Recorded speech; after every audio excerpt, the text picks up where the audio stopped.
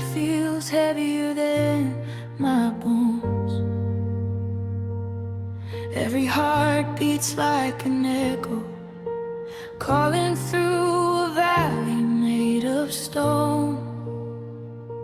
Baik, mari kita sama-sama buka satu bagian firman Tuhan. Kita lihat di dalam Injil Matius pasal yang ke-15. Injil Matius pasal yang ke-15 ayat 21 sampai dengan ayat yang ke-28. Nah, hari ini saya diberikan tema yaitu tentang push, ya. Push, dorong. Pray until something happen. Nah, saudara, ini tema yang sangat menarik untuk kita sama-sama renungkan, dan boleh dibilang buat saya secara pribadi tema ini ketika dikasih kemarin itu sama Kak Pinkan ya rasanya jelek banget gitu ya. Karena boleh dibilang pas banget karena apa? Ya teman-teman tahu lah. Saya juga ngalamin 5,5 tahun dari kondisi kecelakaan, sudah 9 kali operasi, sudah 2 kali pasang implan, udah bongkar pasang sana sini, udah dokter dalam dan luar negeri, luar angkasa aja yang belum teman-teman. Tapi ngomongin doa ya udah ribuan orang, mungkin bisa jadi juga puluhan ribu orang kali dari berbagai denominasi yang doain. Bahkan ada yang bilang, Pak Sam, rutin perjamuan kudus, kita sudah jalanin. Minum air yang sudah didoain, kita sudah jalanin. Tapi ngomongin sembuh sempurna, ya belum. Tapi saudara, bagaimana kita nggak berhenti?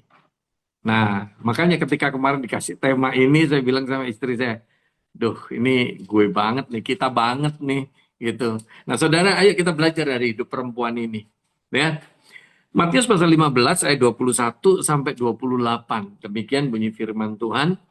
Lalu Yesus pergi dari situ dan menyingkir ke daerah Tirus dan Sidon. Maka datanglah seorang perempuan Kanaan dari daerah itu dan berseru, "Kasihanilah aku ya Tuhan, anak Daud, karena anakku perempuan kerasukan setan dan sangat menderita." Tetapi Yesus sama sekali tidak menjawabnya, lalu murid-muridnya datang dan meminta kepadanya, "Suruhlah ia pergi." Ia mengikuti kita dengan berteriak-teriak. Jawab Yesus, "Aku diutus hanya kepada domba-domba yang hilang dari umat Israel." Tetapi perempuan itu mendekat dan menyembah dia sambil berkata, "Tuhan, tolonglah aku." Tetapi Yesus menjawab, "Tidak patut mengambil roti yang disediakan bagi anak-anak dan melemparkannya kepada anjing." Kata perempuan itu, "Benar Tuhan, namun anjing itu makan remah-remah yang jatuh dari meja tuannya." Maka Yesus menjawab dan berkata kepadanya, "Hai ibu, besar imanmu. Maka jadilah kepadamu seperti yang kau kehendaki." Dan seketika itu juga anaknya sembuh. Teman-teman yang saya kasih dalam Tuhan, kalau kita bicara tentang tema ini, tema pray until something happen. Sepertinya kalimat ini terlalu mudah diucapkan, tapi nggak mudah untuk dilakukan, saudara. Ketika kita diperhadapkan pada pergumulan demi pergumulan, masalah demi masalah, bicara doa kita sudah doa, bicara usaha kita sudah usaha. Tapi kok kayaknya nggak selesai-selesai. Sebenarnya masalah dalam hidup kita itu bukan yang menjadi masalah dalam tanda petik, bukan gede atau kecilnya masalah. Tapi berapa lama masalah itu kita hadapi. Dan bagaimana cara kita memandang sebuah masalah itu. Nah, saudara, nggak bisa dipungkiri, saya sama istri, meskipun saya pendeta, meskipun saya hamba Tuhan, di titik-titik tertentu, di situasi-situasi tertentu, sometimes nggak bisa dipungkiri, saya pun juga ngerasanya drop banget. Saya pun mesti akui jujur bahwa kadang juga ngerasa, aduh capek ya. Ini sharing sedikit sebelum saya menyampaikan bagian ini. Kira-kira bulan April lalu, teman-teman, saya sempat dalam tanda petik ya sedikit ngeluh sama Tuhan. Tuhan, kok nggak kelar-kelar ya Tuhan? Kok kok nggak selesai-selesai ya Tuhan? Karena apa? Pertengahan April kemarin sempat infeksi lagi. Dan keluar nanah lagi. Kalau ditunjukin videonya rada-rada horor gitu saudara. Jadi ketika kaki saya diangkat begini, kalau istri saya lagi bersihin gitu, waktu kaki saya diangkat begini, orang kan biasanya nemu mata air. Ini nemu mata nanah saudara. Jadi dari lubangnya itu keluar nanah. Ketika ngadepin begitu, saya rasa, aduh Tuhan, kok nggak selesai-selesai. Ngomongin usaha, kita ini udah usaha cari dokter yang terbaik lah yang bisa didapetin. Ngomongin doa, nggak cuma aku sama istri, nggak cuma sama anak-anak, tapi ribuan orang yang doain. Ngomongin didoain pendeta, dari yang nggak terkenal sampai yang terkenal, sudah tumpangin tangan di lutut. Kok nggak kelar-kelar ya Tuhan? Saudara tahu ketika saya ngeluh malam itu, dan rupanya Pak, besoknya saya ke rumah sakit dari Mina Serpong, ya biasalah, pakai BPJS kan, ngantri sejuta umat begitu. Dan ketika saya ketemu dokter internis, saya lagi duduk, istri saya yang berdiri untuk ngantri, saudara, di pendaftaran. Rupanya apa? Ada seorang bapak, ini mohon maaf ya kalau semua di sini ada, mohon maaf. Ada seorang bapak yang terkena stroke. Bapak itu kebetulan ke rumah sakit itu nggak dianterin keluarganya. Jadi tangan satu yang kiri ini nggak bisa gerak, kaki yang kiri juga nyeret-nyeret, dia jalan pakai tongkat. Dia mau buka pintu lobi rumah sakit aja susah dengan bahunya, dia dorong-dorong begini. Sambil ngelihat bapak itu masuk, teman-teman. Tuhan kayaknya bicara sama saya, kamu masih mau ngeluh. Kamu ngerasa hidupmu susah, kamu ngerasa masalahmu gede banget, kamu susah. Doa kok nggak kelar-kelar, kok nggak dapet jawabannya. Tapi kamu lihat, ada orang yang lebih sengsara dari kamu. Kamu ngalamin begini, tapi kamu masih bisa pelayanan, kamu masih bisa nyetir mobil, kamu masih bisa nganter jemput anakmu dan lain sebagainya. Sambil diem ngelihat Bapak itu, Tuhan tegur saya. Tuhan bicara sama saya, ya bukannya audible ya Samuel gitu, enggak lah ya, di Hermina Serpong gitu loh. Enggak, Tuhan enggak bicara begitu, tapi di hati pikiran saya Tuhan ngomong kuat banget, kamu masih mau ngeluh. Dan akhirnya pas saya minta ampun sama Tuhan, Tuhan sorry Tuhan, sorry. Ya meskipun aku ngalamin begini, aku doa rasanya kok belum ngelihat kesembuhan, belum ngelihat pemulihan dari Tuhan. Tapi ya aku bersyukur aku masih bisa antar jemput anakku, aku masih bisa pelayanan, aku masih bisa nyetir sana sini meskipun dalam segala keterbatasanku. Nah, teman-teman, apa yang kita bisa belajar melalui bagian ini, melalui kisah perempuan Kanaan ini? Saya nggak akan khotbah terlalu panjang lebar. Ada 3 poin. Ada 3 poin. Nanti poin yang kedua itu saya bagi 3 lagi. 2A, 2B, 2C. Ini tolong tolong dihafalin karena ujian negara keluar, saudara. Jangan sampai nanti nggak lulus, saudara. Ya, ini ada 3 poin. Masing-masing poin itu 1,5 jam lagi. Kira-kira cukup ya, Pak Rainer ya? Ada 3 poin. Coba kita lihat. Ayat 21, kita lihat bagian itu. Lalu Yesus pergi dari situ dan menyingkir ke daerah Tirus dan Sidon. Maka datanglah seorang perempuan Kanaan. Nah, ini menarik nih. Maka datanglah seorang perempuan Kanaan dari daerah itu dan berseru, "Kasihanilah aku ya Tuhan, anak Daud, karena anakku perempuan kerasukan setan dan sangat menderita." Ini poin yang pertama yang perlu kita sadari sama-sama. Bicara tentang pray until something happen, berdoa sampai segala sesuatunya terjadi. Saudara, yang pertama bicara tentang iman. Ketika kita berkata kita punya iman kepada Tuhan, maka hal yang utama, apapun pergumulan yang kita hadapi, apapun masalah yang kita alami, yang kita cari Tuhan. Datang pada Tuhan. Amin. Perempuan ini punya masalah, perempuan ini punya pergumulan. Perempuan ini datang mencari Tuhan. Dia datang kepada Tuhan. Nah, Bapak Ibu, teman-teman, dalam setiap kehidupan kita, apapun yang kita alami hari-hari ini, terkadang kita punya masalah, kita sudah doa, tapi kok rasanya belum dapat jawaban. Kalau kita punya iman, kita tetap berharap kepada Tuhan. Kita tetap bersandar pada Tuhan. Karena apa? Pengharapan dalam Tuhan tidak pernah mengecewakan. Nggak bisa dipungkiri, teman-teman. Kadang-kadang kita ngerasa, kok Tuhan nggak dengar doaku ya? Kok Tuhan nggak tolong aku ya? Aku udah nangis, aku udah berseru, aku udah begini, gini, gini. Saudara, terkadang bisa jadi ada saudara kita lah, teman kita lah, kerabat kita lah, siapapun lah mungkin ngomong bahwa udahlah Tuhan tolong itu kan caranya macam-macam. Tuhan tolong itu kan bisa, oh ya berbagai macam cara lah. Kamu doa-doa-doa kan belum ada penyelesaian nih, gue kenalin nih, dukun sakti mandraguna. Bisa ngilang, nggak bisa balik, siapa tahu Tuhan tolong kamu lewat dia. Kadang-kadang kita mulai terpengaruh, saudara. Kita mulai langsung dirasionalisasi. Langsung, iya ya, bisa jadi ya. Tuhan tolong lewati itu. Apa salahnya? Saudara hati-hati. Bicara tentang tema pray until something happen. Yang pertama nggak bisa dipungkiri. Itu berkaitan dengan iman kita. Kalau kita sungguh-sungguh punya iman kepada Tuhan, apapun masalah kita, tetap yang kita cari Tuhan. Bukan hantu. Amin. Amin. Tuhan sama hantu bedanya tipis, Bapak Ibu Saudara. Kadang-kadang dalam hidup ini kalau kita, wah nyari Tuhan kok kayaknya nggak ada jawaban. Akhirnya orang mulai berpikir untuk cari hantu. Ya udahlah melek di Gunung Kawi. Oh nungguin daun jatuh. Kalau daun jatuh aja nggak usah ke Gunung Kawi, Saudara. Depan rumah saya banyak daun jatuh, Saudara. Poin yang kedua, apa yang kita bisa belajar dari hidup perempuan ini dengan tema pray until something happen ini. Kita lihat, ini perempuan ini imannya luar biasa, Saudara. Coba kita lihat. Ayat 23, di dalam bagian itu dikatakan, tetapi Yesus sama sekali tidak menjawabnya. Ini yang menarik. Ini tolong digarisbawahi. Ini yang kedua. Bukan cuma bicara iman, kita datang mencari Tuhan, kita berharap kepada Tuhan. Tapi yang kedua, supaya kita dapat jawaban, ya, pray until something happen, supaya segala sesuatunya itu bisa terjadi. Saudara, yang kedua dibutuhkan ketabahan. Tabah. Amin. Tabah ini saya bagi tiga. Tabah yang pertama atau 3A, kita lihat di situ, di ayat 23 itu. Tetapi Yesus sama sekali tidak menjawabnya. Artinya apa, saudara? Kita mesti tabah kalau Tuhan belum jawab doa kita. Amin. Ini kayaknya aminnya berat banget ini.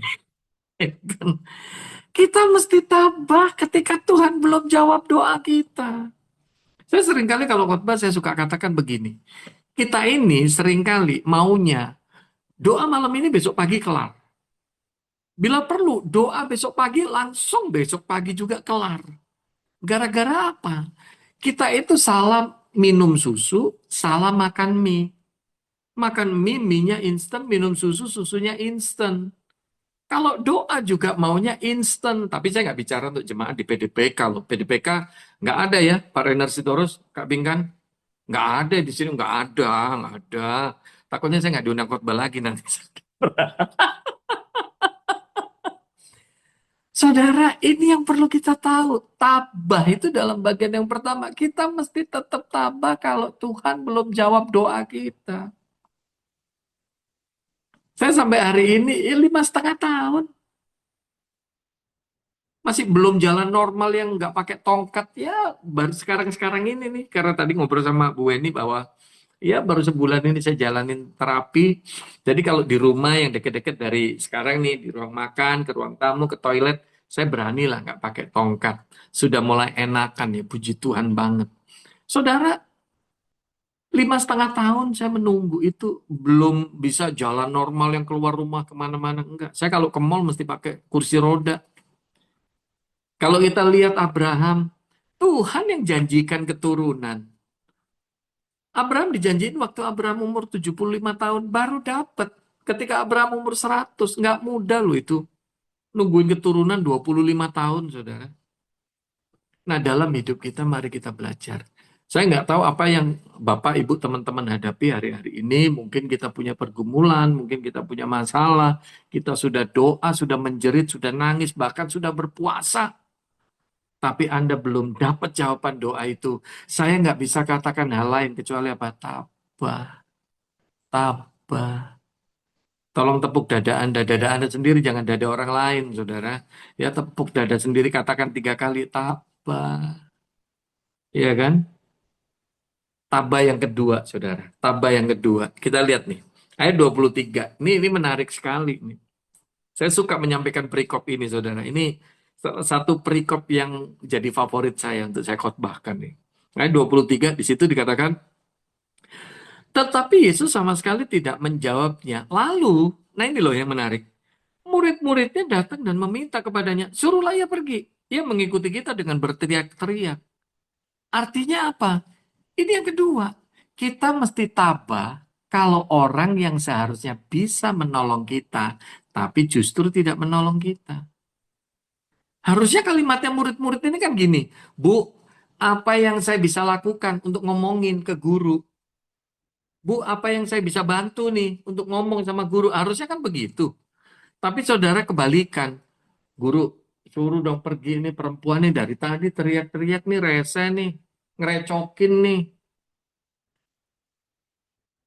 Saudara, ketika kita ngalamin pergumulan, ketika kita ngalamin masalah, terkadang nggak bisa dipungkiri. Di pikiran kita, di hati kita berharap pada orang-orang tertentu. Kita ngelihat orang-orang tertentu, wah kayaknya dia bisa nolongin gue nih. Ah, kayaknya gue bisa bisa minta tolong sama dia nih. Oh, kayaknya Tuhan bisa buka jalan nih, kayaknya lewat dia nih. Ini memungkinkan ini. Saudara, tapi kenapa sih kadang-kadang kita ini punya masalah? Kok kayaknya depan, belakang, kanan, kiri, tenggara, terus timur laut dan lain sebagainya, kok kayaknya semuanya ditutup sama Tuhan. Supaya kita benar-benar memandang ke atas. Bapak Ibu Saudara, teman-teman, tolong kita ingat, kita mesti tabah. Kalau orang yang kita berharap untuk bisa membantu kita, tapi ternyata nggak tolong kita. Kadang-kadang nggak bisa dipungkiri, Saudara. Ya, dalam kasus saya ini, kadang-kadang ada orang yang ketemu, oh ya, nanti nanti saya akan bantu gini, blak, blak, blak, blak, blak, blak, blak, blak. Tapi rupanya akhirnya apa? Saya sama istri sampai berharap, loh, ini kok nggak ada kabar lagi ya? Loh, kok nggak ada ya? Kita nungguin sampai berapa waktu dan ternyata ya udah seperti lagu zaman dulu lah ya, nggak tahu era tahun berapa itu. Janji-janji, tinggal janji, gitu kan? Nah, kalau saudara tahu terusannya udah ketahuan umurnya berapa, saudara. Oke. Nah, ayo kita belajar dalam hidup kita. Ini ketabahan yang kedua atau 2B gitu ya. Kita mesti tabah. Kalau orang yang seharusnya menolong kita, tapi tidak bisa menolong kita, nggak bisa membantu kita. Kadang-kadang nggak bisa dipungkiri ketika kita punya masalah, punya pergumulan, minta pendeta doain, pendeta terlalu sibuk. Pengurus gereja kita lihat kayaknya bisa bantu, tapi ternyata enggak. Makanya saya sering kali kalau khotbah saya katakan, waktu engkau punya masalah, jangan berharap mau sesama orang Kristen kayak mau pengurus gereja kayak mau pendeta sekalipun. Kalau dia digerakin Tuhan untuk tolong, silahkan. Tapi kalau enggak, jangan berdoa di samping telinga. Nah itu, saya sering kali, terutama sama hamba-hamba Tuhan di pedesaan itu. Saya sering kali katakan, jangan suka berdoa di samping telinga orang. Biasanya kalau ketemu yang, wah pengusaha, atau apa, iya Pak, kita sedang berdoa untuk ini Pak. Ya itu namanya sama aja kita berdoa di samping telinga orang gitu kan. Nggak perlu. Kalau memang Tuhan gerakin, bisa Tuhan gerakin siapa aja kok. Dan kadang-kadang ketika kita udah berdoa di samping telinga, orang itu nggak tolong kita, kita kecewa. Dia kan orang Kristen Pak, dia kan begini. Kadang-kadang kan ada jemaat yang suka ngadu begitu. Tapi saya nggak bicara untuk jemaat PDPK, enggak. PDPK sih enggak. Jemaat lain di gereja lain. Kadang-kadang ada jemaat yang suka berkata, Pak, dia kan pendeta Pak. Dia kan pengurus gereja Pak. Masa saya punya masalah begini, dia nggak tolong, dia nggak bantu. Dia kan gembala Pak, dia kan pendeta Pak. Masa saya sakit begini, dia nggak tengokin saya Pak, nggak kunjungin saya Pak. Kecewa nggak mau ke gereja. Tolong ingat, apapun masalah kita. Orang yang seharusnya kita berpikir bisa nolong kita, tapi nggak nolongin kita. Tabah, tabah. Tolong tepuk dada kita 3 kali, kata-kata tabah. Ya, tabah. Amin. Tabah yang ketiga. Nah, ini yang lebih sadis lagi ini. Bapak Ibu teman-teman, ini yang lebih sadis lagi nih. Ya, tabah yang ketiga ini. Dari ayat 23 sampai ayat yang ke-27. Wah, ini dahsyat. Perempuan ini benar-benar dahsyat. Ayat 24, jawab Yesus, aku diutus hanya kepada domba-domba yang hilang dari umat Israel. Waduh, sadis ini. Perempuan ini kalau nggak sabar, kalau nggak tabah, kalau imannya nggak kuat, perempuan ini bisa aja ngomong, tadi gue udah ngomong dicuekin ya. Murid-murid kelakuannya begitu, sekarang gurunya sekalinya ngomong, nggak enak. Tadinya dicuekin, diem aja begini. Kayak stikernya WA itu loh, ngai sih liatin aja. Gitu kan. Murid-murid udah suruh dia pergi. Tapi ternyata ketika Yesus bicara, Yesus bilang, sorry, kamu perempuan Kanaan. Di bagian lain dikatakan dia ini perempuan Syro Fenisia. Jadi bukan orang Yahudi, bukan orang Israel. Sorry, aku nggak bisa bantuin kamu. Kalau perempuan ini nggak tabah, perempuan ini bisa bilang, tadi gue udah dicuekin, masih sabar. Murid-muridnya nyuruh gue pergi, masih sabar. Sekarang gurunya ngomongnya begitu. Emang cuma lu yang bisa nolongin? Cuy, langsung pergi. Dia bisa aja kan begitu kan? Tapi perempuan ini enggak. Dijawab Yesus seperti itu, Anda lihat bagaimana responnya. Anda lihat. Ayat 25. Tetapi perempuan itu mendekat dan menyembah dia sambil berkata, Tuhan tolonglah aku. Nah ini loh. Dia sudah memohon, dia udah berseru kayak gitu. Ternyata jawaban Tuhan lebih nggak enak lagi Bapak Ibu Saudara. Coba kita lihat. Ayat 26. Tetapi Yesus menjawab, tidak patut mengambil roti yang disediakan bagi anak-anak dan melemparkannya kepada anjing. Kesimpulannya perempuan ini dianggap anjing. Ini pengurus PDPK masih mau setia nggak nih? Kalau seumpama Tuhan ngomong begini. Kita masih mau pelayanan nggak kalau seumpama Tuhan jawab begini nih? Nggak enak nih. Perempuan ini bisa aja. Tadi gue dicuekin, gue masih sabar. Murid-muridnya suruh gue pergi, masih sabar. Dijawab katanya cuma bisa nolongin orang Israel, gue orang Kanaan, gue nggak bisa ditolong. Masih sabar. Sekarang gue dianggap anjing, gue gigit lu, rabies lu ya gitu. Ini jawabannya nggak enak, tapi sebelum saya lanjutkan, saya kasih pengertiannya dulu. Jangan sampai Anda memandang Anda punya punya pemikiran, kok kayaknya Tuhan Yesus sadis banget ya, sama orang yang butuh, sama orang yang punya masalah, kok jawaban Tuhan kayak gitu sih. Jangan sampai begitu, saudara. Tolong kita pahami, Yesus bicara ini sebagai orang Yahudi, sebagai orang Israel. Makanya saya seringkali kalau khotbah saya bilang bangsa yang paling sombong di dunia ini adalah bangsa Israel. Bangsa Yahudi itu bangsa yang paling sombong. Nah, orang Yahudi itu nggak mau bergaul sama orang di luarnya. Dianggapnya lebih lagi kayak orang Samaria. Makanya waktu Yesus ngobrol sama perempuan Samaria langsung pasang barrier. Loh, kamu orang Yahudi kok ngomong sama orang Samaria gitu. Jangan sampai kaget dengan respon begitu. Karena apa? Orang Yahudi memandang mereka ini pilihan Allah. Makanya di sini Yesus bicara sebagai orang Yahudi. Yesus bilang, roti yang mestinya dikasih buat anak, roti itu adalah gambaran anugerahnya Allah. Nangkep ya sampai di sini ya. Roti itu adalah gambaran anugerahnya Allah, pengampunan, keselamatan, segala kasih karunia yang dari Tuhan itu digambarkan roti itu. Anak Allah itu adalah gambarannya bangsa Yahudi sebagai umat pilihan Allah. Nangkep ya? Yang dianggap anjing itu adalah orang yang di luar bangsa Yahudi. Makanya jangan kaget ya, sebenarnya ini ya dianggap lumrah kalau Anda ada di Timur Tengah. Makanya jangan sampai kaget juga kalau orang bilang jangan kumpul sama orang Kristen, najis. Iya kan? Jangan kumpul sama orang Yahudi, najis. Ya sebenarnya orang Yahudi juga begitu. Semua golongan yang di luar Yahudi dianggapnya, waduh, kafir.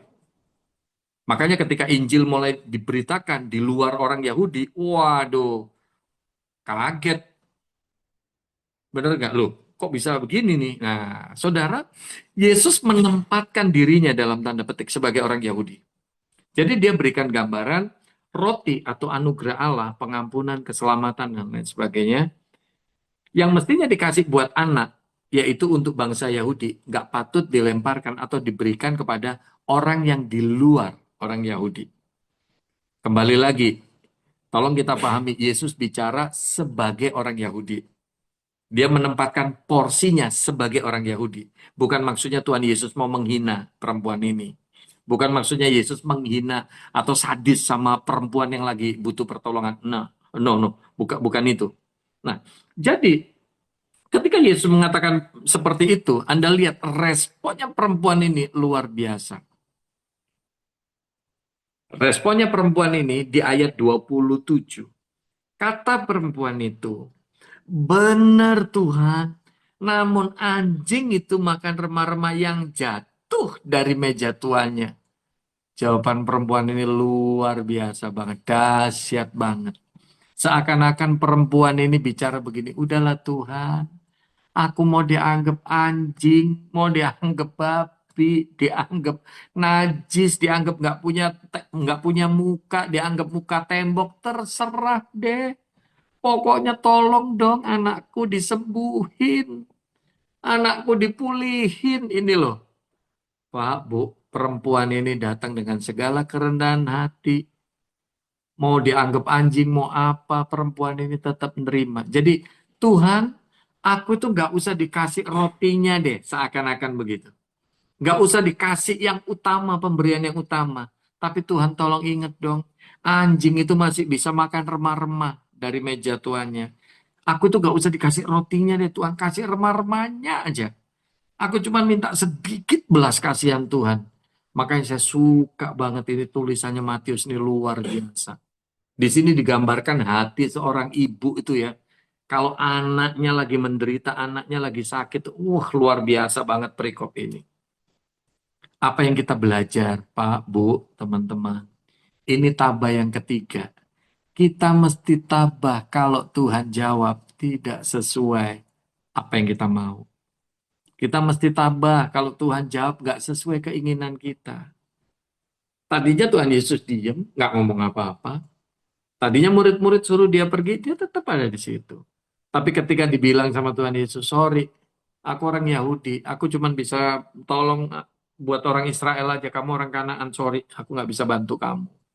Dia tetap tabah, tetap mohon belas kasihan Tuhan. Bahkan ketika dibilang, sorry, roti yang mestinya dikasih buat anak, nggak bisa dilemparin buat anjing, dia dianggap anjing. Tapi jawaban dia sangat luar biasa. Yalah Tuhan, aku nggak usah dikasih rotinya deh. Izinkan aku dapetin remah-remahnya aja deh Tuhan. Cinta kasihnya Tuhan, belas kasihannya Tuhan, remah-remahnya aja deh Tuhan. Kasih buat aku Tuhan, sembuhin anakku. Bapak Ibu sekalian, ini yang ketiga. Kita mesti tabah kalau Tuhan jawab nggak seperti mau kita. Kadang-kadang dalam hidup kita ini seringkali doa-doa kita minta Tuhan menjawab seperti apa mau kita. Dan bahkan nggak bisa dipungkiri, kadang-kadang ketika kita punya masalah, bukan kita serahin sama Tuhan, tapi kita yang mendikte Tuhan.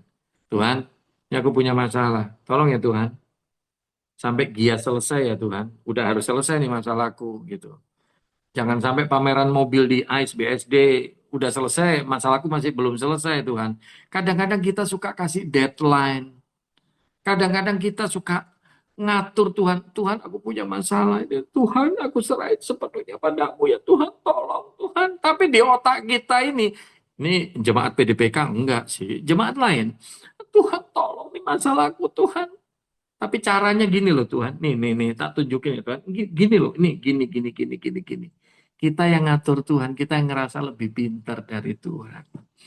Pak, Bu, tolong kita tetap tabah.